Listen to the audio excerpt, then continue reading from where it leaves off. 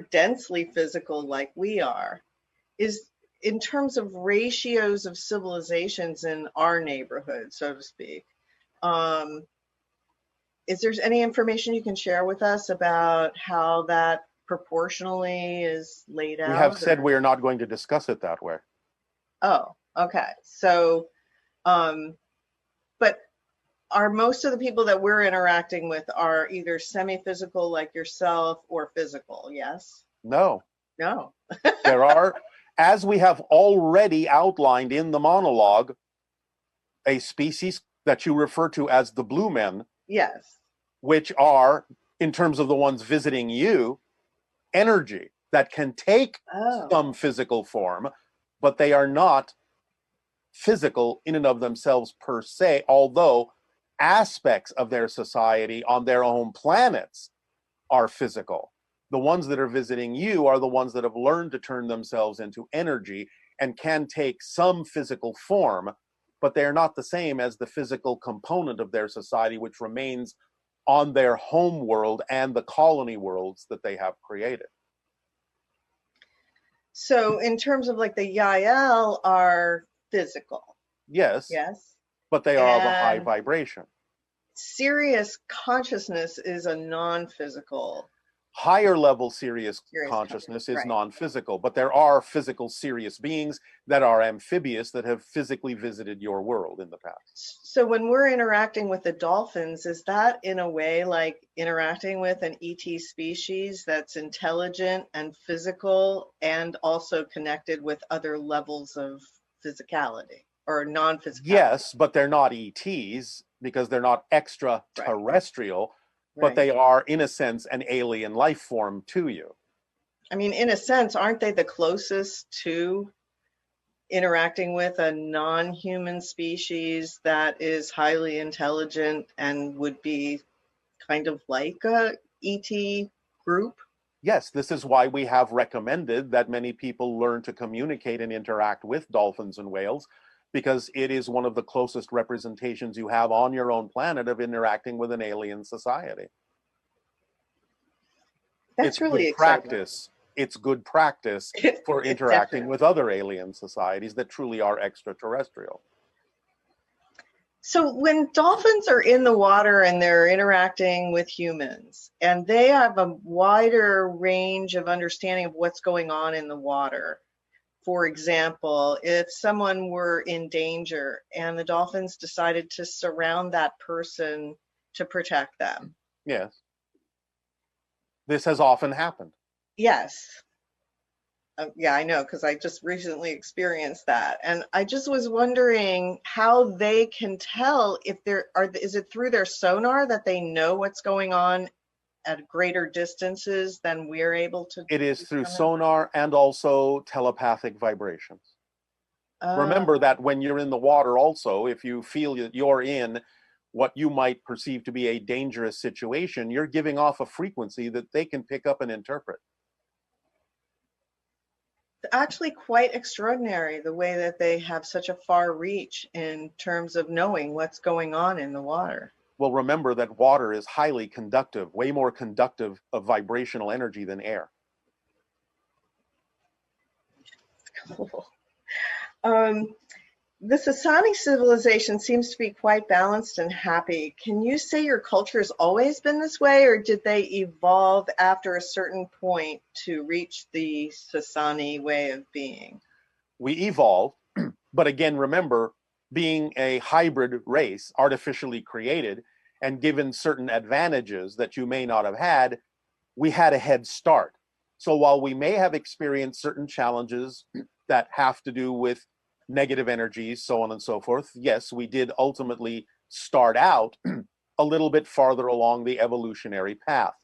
Thus, at a certain point when we experienced what we call our Shakana transformation, we linked telepathically in a matter of 3 days, and from that point forward, did not really experience the idea of disease or negativity in that sense in the same way to the same degree, and it allowed us to accelerate our evolution greatly at that point. Well, lucky for us, huh? If you say so. And as far as like ET civilizations pumping, balancing energy into the planet through vortices, is this something just your civilization is doing, or there are others that are also participating in that There endeavor? are several others participating in that. I am not again going to delineate them at this point because, again, we have already begun the phase over time of talking to you about your ET neighbors and who is involved with what and why and how. And so we will lay out those particular members of extraterrestrial civilizations according to the timing of our agenda in revealing your neighbors to you. But yes, there are many that are involved. So how does that energy impact us when that the effect, in a sense, on us as humans here on the planet? It gives you a greater ability to make shifts in the direction that you prefer when you decide to tap into that energy by being more of yourselves and acting on your passion. It can only impact you if you match the vibrations, and it's easier for you to match those vibrations that are being given to you by following your passion and raising your own frequencies as you become more aware of the other vibrations that are there for you to access. Okay. Okay, let's switch over to a little bit about the moon. Yes. So a lot of people think that the moon has an influence over our levels of intuition, and I guess that the moon has some sort of mystical powers. And then, of course, you've shared with us that we are now receiving the reflection of the orbs that are surrounding your planet through our moon. Is that Yes. correct? Yes, So but can again, you please, before you ask the question, please, everyone, remember the idea that it influences you is an old fashioned, outdated definition. It is a reflection of what's going on with you to give you the ability to understand how to guide yourselves, how to course correct if you so desire. It doesn't influence you in the sense that it controls you. It gives you an opportunity to be aware of a certain kind of vibrational frequency that could benefit you if you allow yourself to become more aware of the guidance that it's reflecting to you. okay, and so like recently we've had it where both the moon and the sun are up at the same time in the sky. What do you mean recently? That happens quite often. I know, I guess I just tuned into it. But I was just wondering about that state and energetically how that connects with the mystical nature of the moon Well, and it's the balance elements. point. It's the balance point, and that's why you experience it usually at the idea of the full moon, because that is what you experience as the sun and the moon generally being up at the same time when they're on opposite sides, one setting and one rising. But the full moon shows you the opportunity to be at the balance point in the center of that which represents the physical awareness and that which represents the non-physical awareness. So when we are connecting with the moon and also receiving that reflective energy from your world, Yes.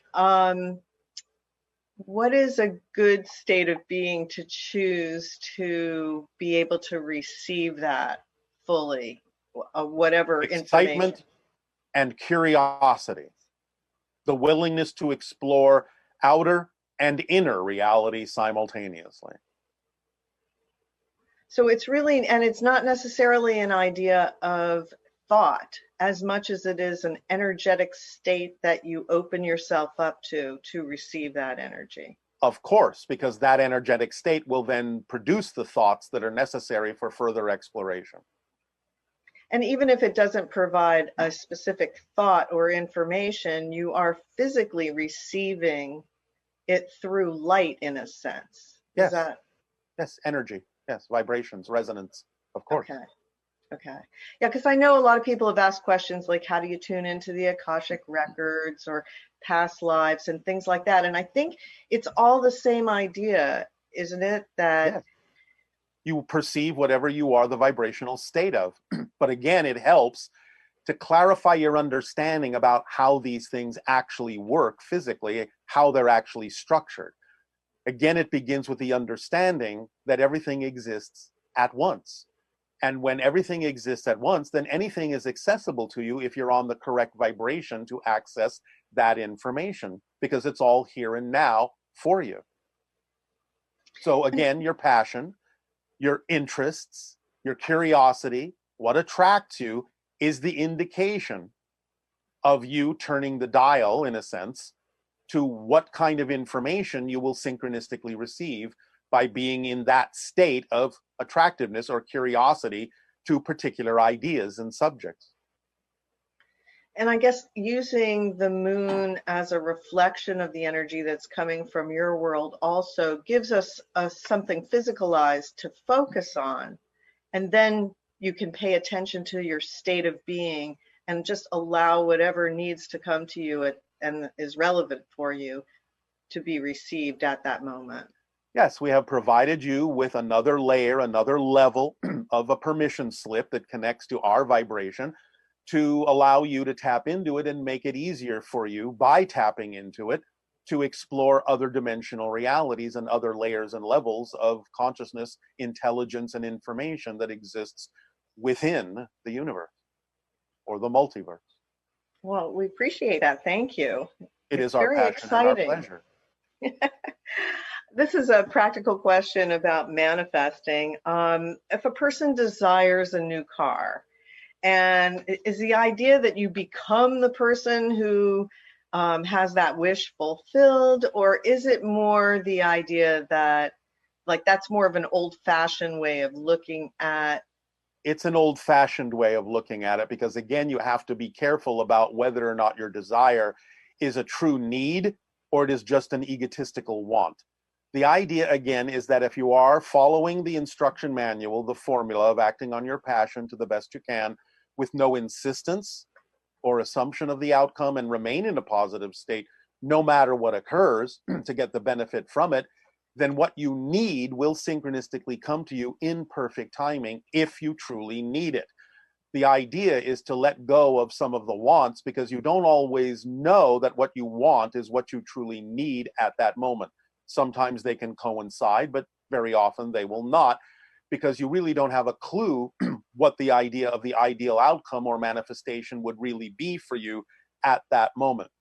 So you can be open to the idea, to use your example, of the manifestation of a vehicle, of a car, but also have to be open to the idea of letting your higher mind bring you what you actually need and being willing to explore the possibility that you may not actually need that car, even though you may want it. The idea is that when you're on a certain level, the things that are commensurate with that level will come to you if they are what you need to allow you to continue to act on your excitement. So if a car is something that you actually need to be allowed to continue to act on your excitement, then such a thing will happen in some way, shape, or form. Even if it comes down to the idea that someone will always be there to give you a ride if you don't have the car yourself. It's always going to be what's the path of least resistance.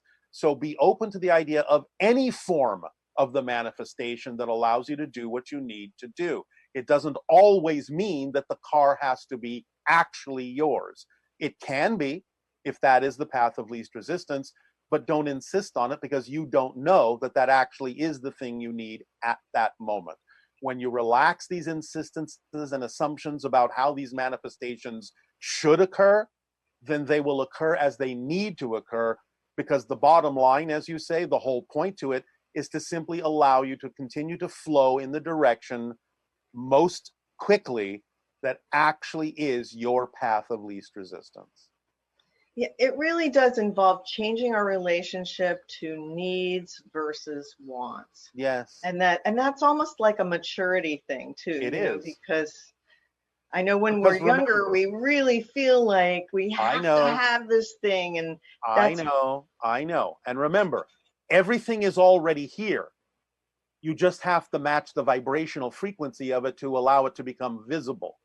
But it has to be relevant for you in your life at this particular moment in order for the manifestation to occur.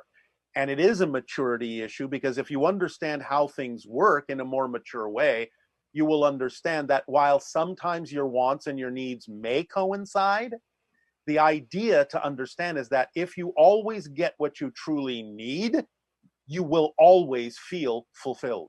Whereas sometimes when you get, if you get what you want, you may not necessarily feel fulfilled because your wants and your needs don't always align.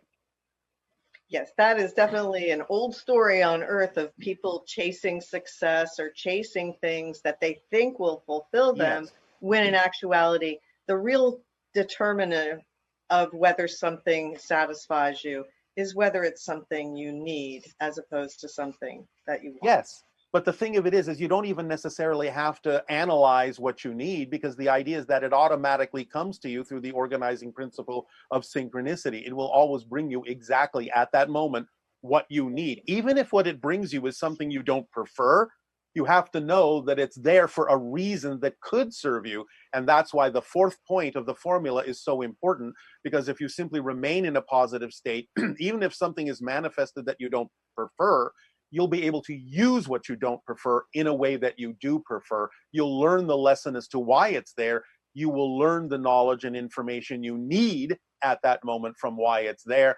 And it will then disappear more quickly because you've been willing to accept it as something that needed to be in your life at that moment, so you could use it in a positive way to gain insight and knowledge into yourself. And that's what will allow you to accelerate. Any ship that uses that technology can be called a Nexus-style ship. And was the USFO that crashed at Roswell just as alive as that? No. Different kind of technology altogether, a little bit more akin to your understanding of technology. Do stories and fictional universes actually exist in their own right? And we are sort of seeing them and tapping into their energy when we read something or think about them? They can. Now, that doesn't mean that they're necessarily all experienced in the same kind of physical way that you experience your reality, but that doesn't mean that they're any less real. So when we say that they're all real in one way, shape, or form, you have to understand that that may include a multitude of dimensions, including the spirit realm. So they're not necessarily physical in the way that you know it, but they are real. You are tapping into a real reality on some level of consciousness. Now, again, some of them may be absolutely the way you imagine them, and some of them may be a little bit different. But somewhere along the line, all the attributes are real, whether they all belong in one reality or several. Okay. One individual, when they were a child, they dreamed that they basically visited inner Earth. And they felt that they were being teased by adults about this idea. Yes. Is there an actual inner Earth culture or an inner Earth reality? Yes, but it's not actually physically in your Earth. It's in another dimension. Many people may mistake the idea that it's inside your Earth physically because of how they may arrive there by going through different portals that sometimes can be underground or in caves or what have you. But without knowing it, they may have actually literally shifted into a different dimensional reality and still assume that they're on the Earth or in the Earth that they were originally on, which they're not until they go back through the portal and come back out onto their original reality, so to speak. But the idea is that there are other dimensions that are perceived as being inside physical objects such as a planet, but they're not literally there necessarily. They can be, but they're not literally there in your case. So people that find themselves in what they perceive to be inner Earth are actually in another dimension that they've shifted to without necessarily knowing it. And can you tell us anything about what it's like there? Well, there are many different kinds of places there. There isn't just one place that people go to. There are shells within shells within shells within shells of dimensions within dimensions within dimensions within dimensions. So it just depends on what frequency you entered the portal in as to where you wind up. And also what's relevant to your life theme in terms of what information you receive Yes. about that environment? Yes, so there isn't one place I can tell you about. In fact, aren't most of these things sort of geared towards what will excite us on a deep level based on our own unique? Well, generally speaking, or they're certainly geared toward the idea of the kind of information that you agreed to participate in the theme of exploration on Earth. And that's why people have so many different kinds of experiences, because it's all uniquely tailored Yes. for their consciousness. Of course it is. How could it be otherwise? Right. Yes, because you're doing it. This individual is very excited about Atlantis, and Yes. he wanted to know, or she, some hot spots to go to tap into Atlantean energy and give themselves the opportunity to receive information there. Well, certainly the Bahamas, the areas you know as Cuba, the area you know as the Yucatan, and even across the sea, the area that you know as Crete. Some areas in Spain, some areas in the area you call North Africa and ancient Egypt do still have some Atlantean remnants to the ideas of survivors that went there. So any of those places can be energy centers that you can gravitate yourself to based on what you're attracted to do or experience, that can allow you, as a permission slip, more efficacy in tapping into Atlantean information. And I know the Bimini Road, many people think that it's underwater. Yes, and yes. You can actually swim along and look at the Bimini Road. Yes, well, it wasn't originally a road. It's a collapsed wall. Oh. Yeah, because it just looks like these huge concrete blocks. Yes. That stretch on for a long period of time, and you can swim along it. Yes. Well, if you look on a map that shows you what that area looked like when the water level was lower during the Ice Age, the ocean level was lower, you will see what the actual outline of that main Atlantean island was. And you can see more clearly when the water is lower, where other locations also allowed for cities to be built. But again, remember, even though many people depict the concept of ancient Atlantis as looking sort of Grecian, the true architecture of Atlantis is more the idea of Mayan or Aztec. And it's quite rural in the sense of the society itself, yes? Well, in a sense, yes. There were some main city parts, but for the most part, yes, the cities were quite open. There was quite a lot of rural countryside that surrounded them and was utilized for farming and different purposes. Will a time come where we'll actually be able to, in a sense, see, because our vibration is higher? Like, can you see Atlantis? Yes. From your vibrational level? Absolutely. That's why we're telling you the architecture isn't what most people think. That's so interesting. So we're capable of achieving that in our lifetime, yes? Yes, of course. Well, that's interesting. Okay, so this question has to do with interacting with different versions of a person. And does each version represent a different, distinct soul that you're looking at when you... If you're talking about the idea of one single body, then no. Doesn't represent different souls. It represents different aspects of the same soul. Okay. And then when people are a different version because they're in my reality that I prefer, does that different version depend on me, or is there something that they do? So does this mean that if I experience something that I view as negative, it's up to me to change my vibration, which will then give me a different version of that person? That can happen, yes. But the idea is that you're taking some information from them in your telepathic contact, and you're rendering out of your own energy, out of your own consciousness, a reasonable facsimile, not only of what you're getting from them, but also what you're taking from your own belief systems and what you need to see. So yes, very often changing your frequency, coming from a different place, will allow you to, quote unquote, manufacture a different version of them. because you've shifted to another reality where there already is a different version of them, because now you're coming from a different place, a different frequency, a different reality.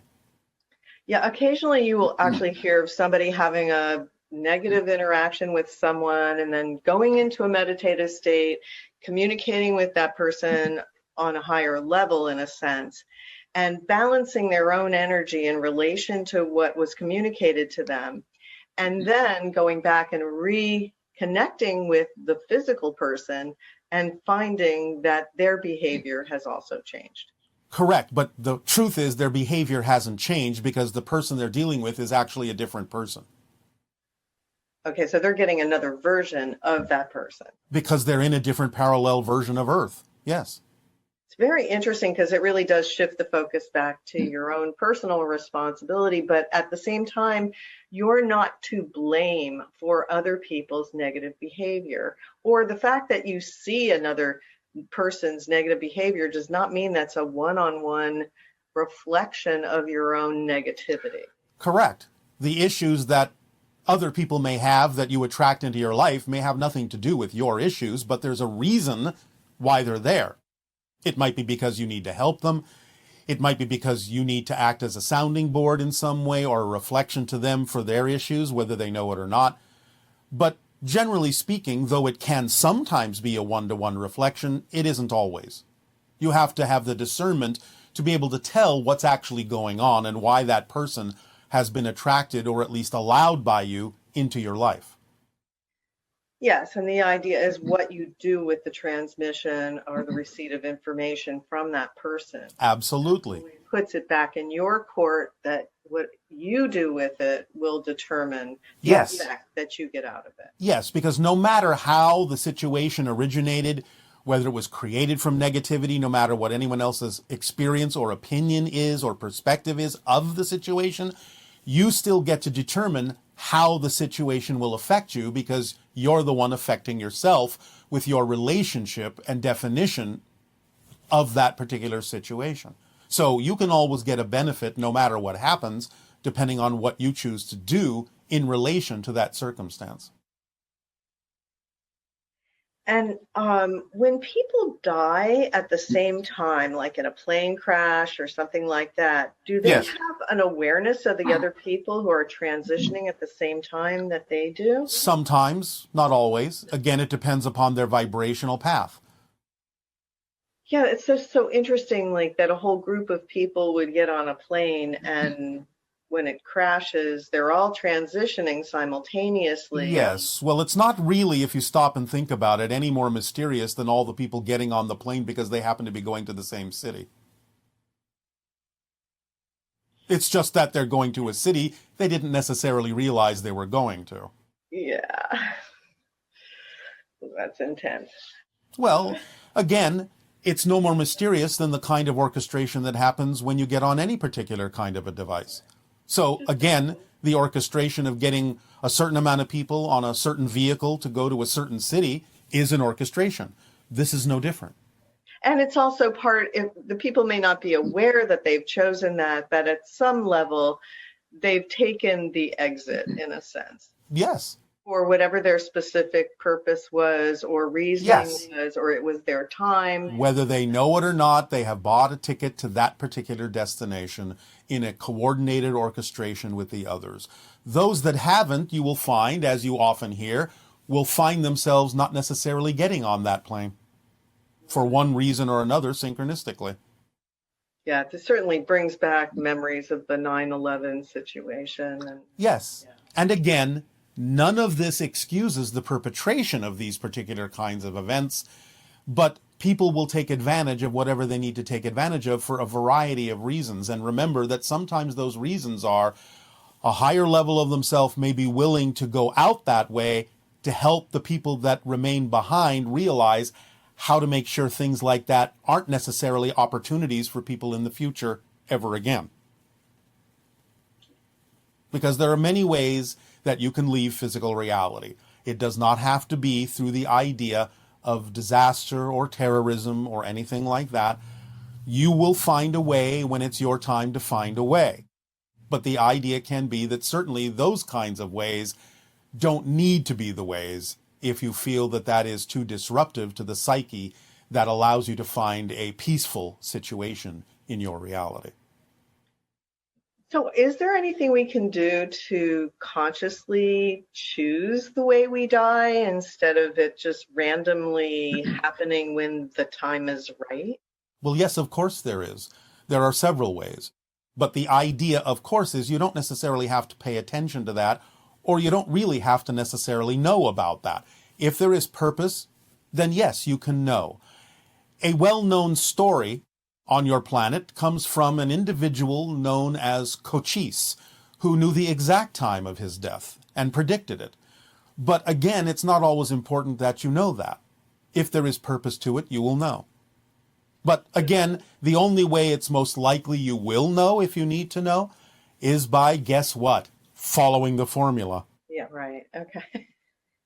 Because anything, any kind of information that is truly relevant for you to know about on your journey, on your path, will come to you when you follow the formula, because the formula leaves nothing relevant out. For example, like with Steve Irwin, he was definitely following his passion when he was swimming with that stingray. Yes. And yet that turned out to be the way that he was going to exit the planet. And many people will choose to do that while they're doing something they love to do. In a sense, they're, quote unquote, dying happy. Yeah. Okay, so that's a good way to approach it then. Do what excites you the most with integrity and following all the other elements of the formula. And if it is your time, that will, at least you will go out doing something you love doing. Absolutely. If you want to put it in those pragmatic terms, that can work. Again, please do remember that when you do transition, you will understand exactly why you may have chosen that path, and it'll be perfectly fine. And so energetically and mechanically speaking, what does it mean to be grounded or ungrounded? Well, again, in true alignment with yourself is grounding. Misalignment, being out of alignment with yourself, is ungrounding, for lack of a better term, to put it in the most simplistic way. So in a sense, when you follow a shamanic path, do you need to keep a foot in both worlds, so to speak? As long as you find that it is not your time to transition, then automatically yes, because any shaman or anyone in balance acts like a link or a bridge between the physical and non-physical realities. So yes, you're automatically a bridge. Therefore, 1 foot in each realm is exactly what needs to happen. And that's a skill unto itself. Yes, it is. It's an art like anything. Oh, absolutely. Well, first of all, the human body can utilize it in a number of ways. First of all, you can use it for directional orientation, just as many animals do. You can utilize it to accelerate and spin up, shall we say, the electromagnetic field of your own bodies that is generated by your body, so that in matching the frequency of the Earth's electromagnetic field, you can feel a little bit more energized by mirroring it and tapping into it. Eventually, you will learn to use the electromagnetic field, as a few isolated individuals throughout your history have learned to use it, to generate unlimited free energy. There are many different things you can do with the electromagnetic field that you have yet to realize. Okay, and also for healing? Yes, of course. So basically for free energy, for healing. Yes. Sounds good. A lot of people have questions about soul contracts. Yes. Like one question that's come up is, if you make a soul contract on a certain level, and then you're here on earth and you're living your life and you decide you don't want that soul contract anymore, how are you empowered to change that? Do you have to go to the higher level to do it? Can you just make a statement, I decide I want a different contract? Or No. how does that work? You have to find a way to learn the lesson that the contract originally intended. You can always find a different way to learn the lesson, and you don't have to do it while you're physical, but you've made a commitment, and the commitment, in a sense, shall we say, has been chiseled into the fabric of existence itself. So the purpose, the intention behind the original soul contract must be fulfilled, but it can be fulfilled in any number of ways. But you can't avoid the commitment that you made in the contract, the reason for the contract. You don't have to do it in the original way you designed the contract, but you do have to fulfill the commitment you made behind the purpose you originally intended the contract to fulfill. And is often that contract basically about becoming self-empowered? In general, yes. And self-acceptance. Yes, but it can have some specific attributes to it that also you have deemed were important for you to learn as a soul. So you may still have to find ways in which to learn those specific things, but again, you can find other ways to do that. As long as you fulfill the intention of the contract, you don't have to fulfill the letter of the contract.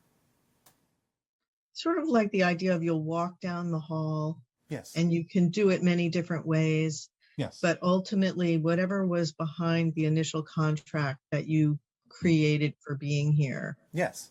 That yes. is something you have to play. You knew what you were doing. You knew what you were doing when you chose the intention behind the contract. So attempting to avoid the intention is a form of resistance to the true self. But there are many ways you can go about learning the intention, fulfilling the lesson that you chose to create that contract for. You don't have to do it with the letter of the contract, but it is important to do the intention behind it because you deemed that to be absolutely essential when you created the contract, and therefore it's an essential part of your being as a unique reflection of all that is, and you can't avoid being your true self. You can delay it, but you can't avoid it. So when you choose to experience life on Earth, yes, one thing you choose is the family you'll be born into. Generally, yes, for a variety of reasons. And you'll have some recognition that that particular circumstance, while you can't control the way the negativity is expressed in a sense, because people come here and then they go, well, why am I here? And I'm suffering. I'm in this terrible family. Stop. Yes, you cannot control the way that the negativity may be expressed toward you. You can control the way you choose to receive it. And that's what counts. Because again, remember, it's not about what happens. It's about what you do with what happens that determines how you experience your life. So no, you can't control the way things may come at you, but you can control the way you receive them when you understand that that's what makes the difference. And that may very well be, in most cases, the very lesson that you chose to learn, to control how you receive what is given to you. So it also comes down to trusting your higher levels of yourself and recognizing that the choice that was made to be here, regardless of what circumstance you currently find yourself in, that it was designed for you to evolve and to become more of who you truly are. Yes. And so it's not a good idea to get mad at your higher levels and say, well, why did you do this to me, or feel victimized by that? Yes.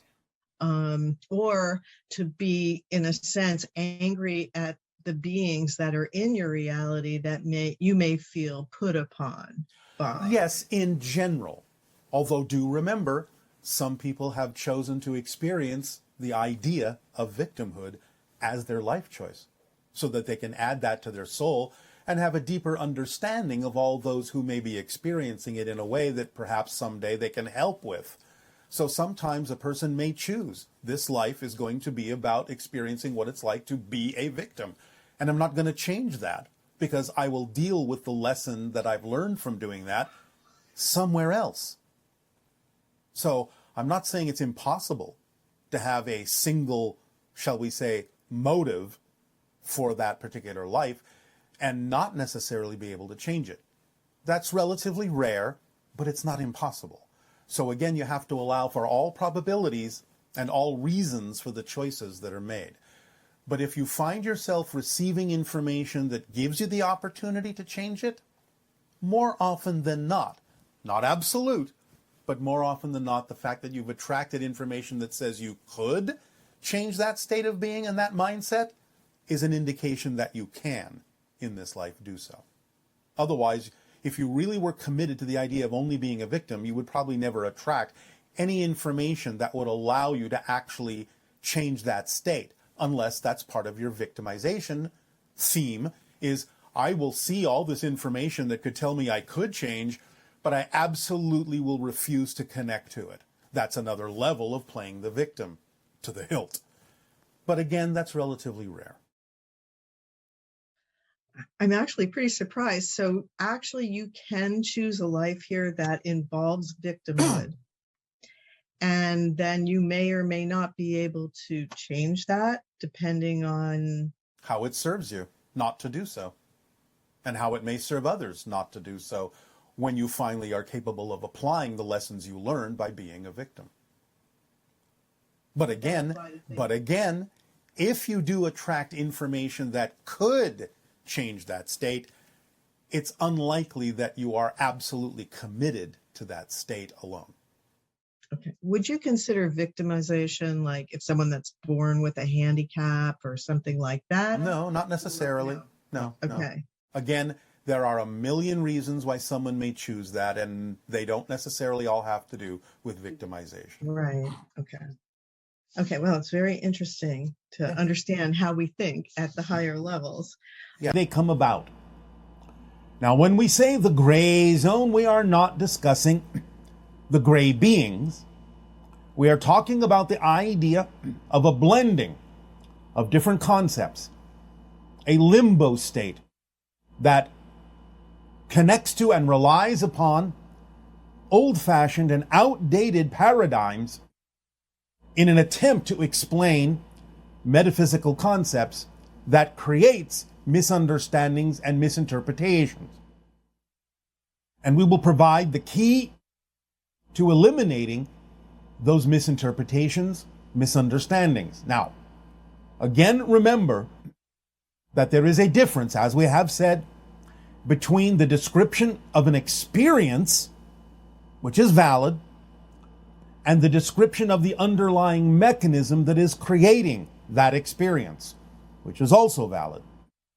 Even though sometimes those two things can seem diametrically opposed, the idea is to simply understand the difference between a linear-based description within time and space based on concepts that you're used to thinking about, and a newer, more modern understanding of the underlying mechanisms that create those experiences. So to allow for more clarity, it would be more wise to be able to recognize and acknowledge both simultaneously. On one level, saying, I am choosing to create an experience of such and such, while simultaneously I understand that the underlying mechanism is this or that, so that I am not assuming, nor in my communications about metaphysical concepts, allowing you to assume that I believe that the emotional and experiential description has anything to do with the actual mechanism at hand that is creating or allowing me to create the experience that I am describing. So that these two things can be acknowledged simultaneously as equally important, both the experiential description and the description of the mechanism, allowing you to have the experience while not allowing anyone to assume that you necessarily think that the description of the experience explains how the experience was created or why it's happening, thus creating more clarity, more distinction between those two states so that you can use them more flexibly and so that there is no confusion about what is actually being said. So the idea, as we have given examples, of things like reincarnation, where in the old paradigm you say, well, I have lived before as this other person. I may live again as another person, instead of understanding the actual mechanism of everything exists simultaneously. I, the person I am now, have never been another person because that other person exists at the same time that I do. Even though it is separated by the illusion of time and space, to use the word time in this concept, saying it exists at the same time, means it is happening simultaneously. All things are happening simultaneously, all things existing in one single timeless moment that, when you look at it from a linear perspective, appears to be stretched out in a moment after moment after moment sort of paradigm. But again, thinking about it from the linear perspective, viewing it and attempting to describe it from the linear perspective of one life after another, while it can be created as an experience, is not a description of the mechanism, since the mechanism is that everything exists all at once.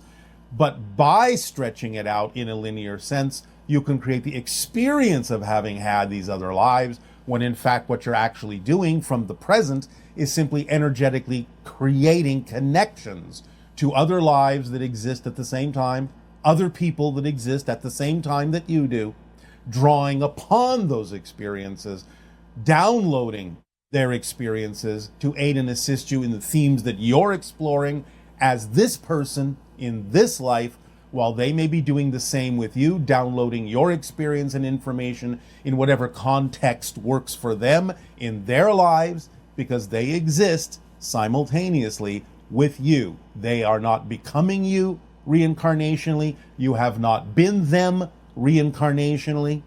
You both coexist simultaneously and are sharing information in a dynamically, constantly changing web of informational exchange, energy exchange, experiential exchange, so that each of you can form the information and rely upon the information you need to explore the themes that represent who each of you distinctly are as individual aspects of creation. So the way that you can allow yourself to move forward with a clearer understanding of metaphysical concepts is to go back to the framework we introduced some time ago called the 5 laws. If you remember, the law is, number 1, you exist.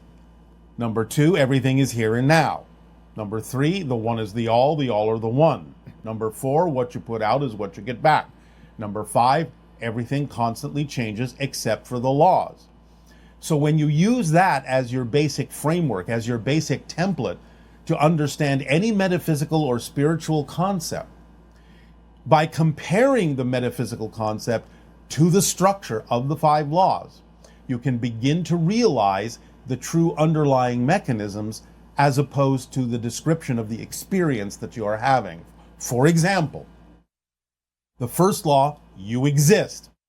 When you have a complete and deep understanding of what that means and how it means you cannot cease to exist, even though you may change your expression, you will always be you from your perspective experiencing things, that you cannot cease to exist, then you know that death is not the end of anything. It is simply a transformation into another state of being, be it physical or non-physical, doesn't matter. And therefore you can use that law to understand that there is really no such thing as death as you think you have understood it experientially from your linear perspective for thousands upon thousands of years. When you understand the second law, that everything is here and now, as we just described reincarnationally, you will understand automatically by your depth of understanding in that second law that there really can be no such thing as actually having been the other person, mechanically speaking. You can have that experience. You can always create the experience.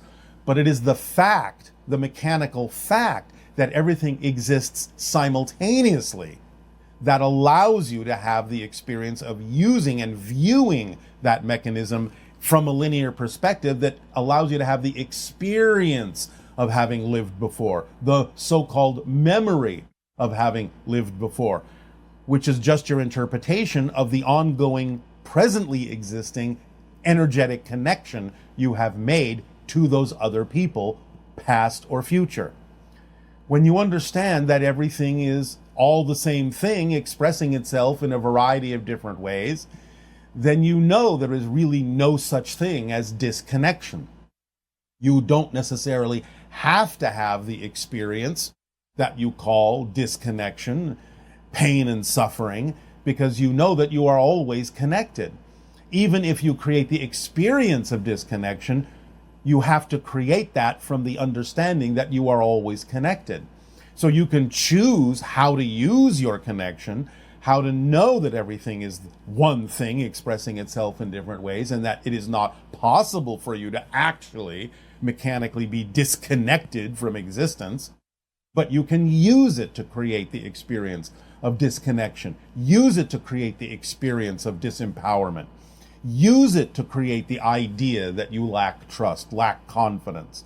You can use it that way, but you have to understand that paradoxically, because everything is one thing expressing itself in a number of different ways, that you are just simply using that connection in a variety of ways that could be negative or positive, mechanically speaking. When you understand very deeply that what you put out is what you get back, you can understand that physical reality is a guiding mechanism that is showing you exactly a reflection of the vibrational resonance and frequency that you are giving off with your belief systems, be they conscious or unconscious. When you understand that change is the constant within creation, you understand that the changes you go through is your relationship to the thing that never changes, which is the structure of existence, which are the 5 laws. So it is a deeper understanding and a remembering of the 5 law structure that would act as a filtering system and a template for you to compare any metaphysical concept you come across to that structure, to see what metaphysical concepts are being thought of as a reflection of an experience, as opposed to how to understand that metaphysical concept mechanically, the underlying mechanism that allows you to have the experience. So a deeper understanding of the 5 laws will allow you to compare any metaphysical or spiritual or even non-spiritual concepts against that, to know that that is the structure of existence. That's how everything works. It is always a combination of those laws that creates every experience you have. But at the same time, being clearer about what those 5 laws actually mean, going deeper into your understanding of them, will allow you to automatically start understanding and seeing the difference between an experience of a metaphysical concept and the mechanism that underlies it. Again, for example, the concept of psychic functioning or predictions. If you know, again, that everything exists now, then it is not a surprise that someone who is tuned to a parallel probability reality could pick up on the idea that that reality that you could shift to may have a high degree of energy behind it, a high degree of momentum behind it, may be the most likely manifestational reality to occur if things do not change. But understanding the 5th law, that everything changes, gives you the opportunity to say, well, if I understand that that prediction is not necessarily a prediction of the future, but a prediction, a sensing of the energy that exists in the present, because everything is here and now, then I understand that it's simply an opportunity to know where the energy lies now, and to know that in the 5th law, everything changes, that if it doesn't necessarily have a lot of energy behind it, or the energy behind it can be changed, then the prediction doesn't necessarily have to manifest if it's not something that you prefer. And by adding energy to it in a different direction, by defining it in a different way, by using it as simply a present day sensing of where the energy is, instead of an absolute prediction of something that's inevitable or unavoidable, then you can use the law of change to add energy to it in a particular way that can allow the prediction to render itself obsolete by having known what it is telling you about the present energy. So again, using the 5 laws and comparing metaphysical concepts that you have lived with for thousands of years against that framework can give you far more clarity about what the mechanical truth is behind many of the metaphysical or spiritual experiences you may have in your life. So we would always suggest and recommend and encourage you to look more deeply into the 5 laws, understand them much more clearly, and that will give you the template to carry through life so that anytime you have a metaphysical experience, even if you want to validate it as an experience, which is fine, it will still simultaneously give you the clarity you need to understand the mechanism that goes along with it, so that you don't necessarily think that the experiential definition is a description of how those things actually work, which can cause much confusion in people who are coming into a clearer understanding or a growing understanding of metaphysics and spirituality. We thank you for allowing us to share this idea of this gray zone where these things can get blended in to provide more clarity and take them out of confusion, take them out of misinterpretation, take them out of misunderstanding, so that you can move forward with the idea of metaphysics in a more modern way, and it can serve you to create the reality more consciously that you prefer. In return for the gift you have given us of allowing us to share this information with you this day of your time, I ask, in what way may we now be of service to you? Please begin with your dialogues and your questions if you wish. Again, remember, it's not the same planet. Right. We're still shifting to another version of Earth. But the most likely scenario, the most likely probability for those who are on that path, who choose to match the vibration of unconditional love as much as they possibly can in the here and now, will usually find that large reflections will begin to appear in a more obvious way sometime between your years of 2040 to 2050, and thereafter it will become more accelerated. Okay, that's good. As we read the energy now. Right. So having to do with contact. One moment.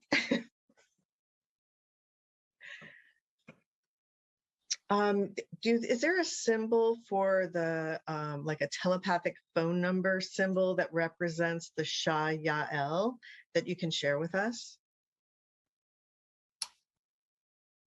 It is not given at this time. Okay. Can you tell us why we're attracted to